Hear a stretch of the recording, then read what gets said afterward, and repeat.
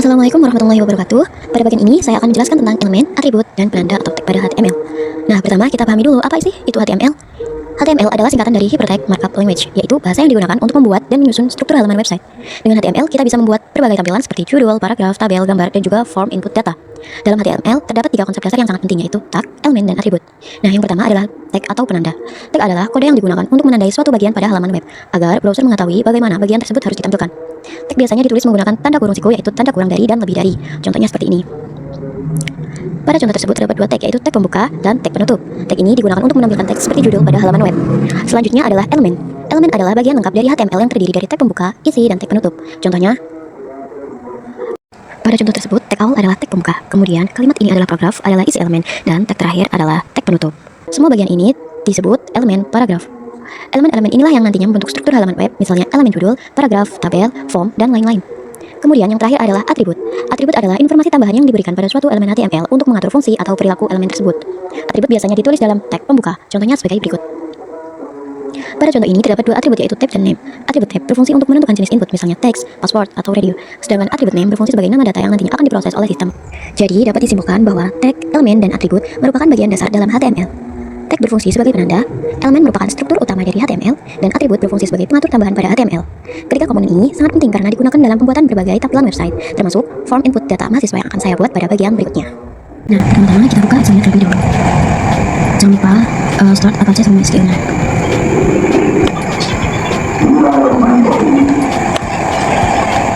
Setelah itu masuk ke local disk C, masuk ke folder xmp, ada doc. Setelah itu kita buat new folder, kita kasih nama. Nah, saya sudah, kita bisa main coding. Nah, di sini saya codingnya pakai aplikasi Java. Nah, sama seperti kemarin, yang pertama adalah kita buka file, new, tapi kita pakai PHP.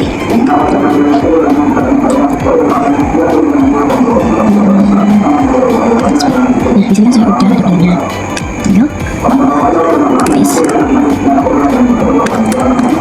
Nah, jika sudah, kita save, masukkan di folder yang baru kita buat tadi.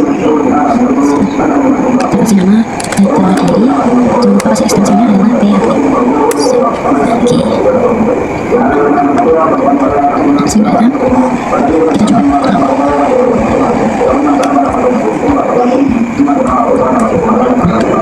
Nah, udah kan? Pada bagian ini saya akan menjelaskan program form input data mahasiswa yang sudah saya buat menggunakan HTML. Di layar sebelah kiri kita bisa lihat coding programnya, sedangkan di layar sebelah kanan merupakan hasil tampilan program yang dijalankan di browser menggunakan localhost. Program ini digunakan untuk membuat form input data mahasiswa yang berisi beberapa data seperti NIM, nama mahasiswa, prodi, alamat, jenis kelamin, dan nomor KTP. Pertama, kita lihat pada bagian paling atas kodenya itu doc.html. Kode ini berfungsi untuk memberitahu browser bahwa dokumen yang kita gunakan adalah HTML. Selanjutnya ada elemen HTML. Elemen ini merupakan elemen struktur halaman yang berfungsi untuk menandai awal dari dokumen HTML. Kemudian terdapat bagian head dan title. Bagian ini termasuk struktur halaman. Nah, elemen title berfungsi untuk menampilkan judul halaman pada tab browser, yaitu input data mahasiswa. Setelah itu ada bagian body. Elemen ini juga termasuk elemen struktur halaman, dan di dalam body inilah semua tampilan halaman web ditampilkan. Nah, di dalam body terdapat elemen satu dengan tulisan input data mahasiswa. Satu termasuk elemen teks yang digunakan untuk membuat judul utama pada halaman web. Selanjutnya terdapat elemen form method post. Elemen ini termasuk elemen formulir atau elemen form yang berisi untuk membuat form input data mahasiswa. Dan atribut method post digunakan untuk menentukan cara pengiriman data dari form. Untuk membuat tampilan form menjadi lebih rapi, saya menggunakan elemen table, yaitu table, tr, dan td. Elemen table digunakan untuk membuat table. Elemen tr digunakan untuk membuat baris table, dan td digunakan untuk membuat kolom table. Kemudian di dalam form terdapat beberapa elemen input untuk mengisi data mahasiswa. Nah, pada bagian nomor induk mahasiswa atau name dan nama mahasiswa, saya menggunakan elemen input type text. Elemen ini digunakan untuk membuat kolom input text agar pengguna dapat mengetikkan data. Selanjutnya pada bagian program studi, saya menggunakan elemen select dan option. Elemen select digunakan untuk membuat menu pilihan atau drop down, sedangkan option digunakan untuk menentukan pilihan program studi yang tersedia. Nah, pada bagian alamat, saya menggunakan elemen text area. Elemen ini digunakan untuk membuat kolom teks yang lebih besar sehingga cocok digunakan untuk menuliskan alamat. Kemudian pada bagian jenis kelamin, saya menggunakan elemen input type value. Elemen ini digunakan agar pengguna dapat memilih salah satu pilihan, yaitu laki-laki atau perempuan. Selanjutnya pada bagian nomor HP, saya kembali menggunakan input text untuk memasukkan digunakan untuk membuat tombol simpan data. Kemudian di bagian paling bawah terdapat tabel data mahasiswa yang berfungsi untuk menampilkan data mahasiswa. Nah, pada tabel ini digunakan elemen tabel tr, th, dan td. Elemen th digunakan untuk membuat judul kolom tabel, sedangkan td digunakan untuk menampilkan isi data pada tabel. Jadi pada program ini saya menggunakan beberapa kelompok elemen HTML, yaitu elemen struktur halaman seperti HTML, head, dan body. Elemen teks seperti H1 atau heading 1, elemen form seperti form, terus elemen table elemen form seperti form, input, select, option, dan list area. Sedangkan elemen table seperti table, get, dan td. Dengan menggunakan elemen-elemen tersebut, kita dapat membuat form input data mahasiswa yang rapi dan mudah digunakan seperti itu. Nah, setelah coding selesai saya jelaskan, tapi saya kan sudah menjalankan programnya melalui browser dengan alamat localhost database web data.php. Nah, di sini kita dapat melihat hasil dari codingan yang tadi telah dibuat.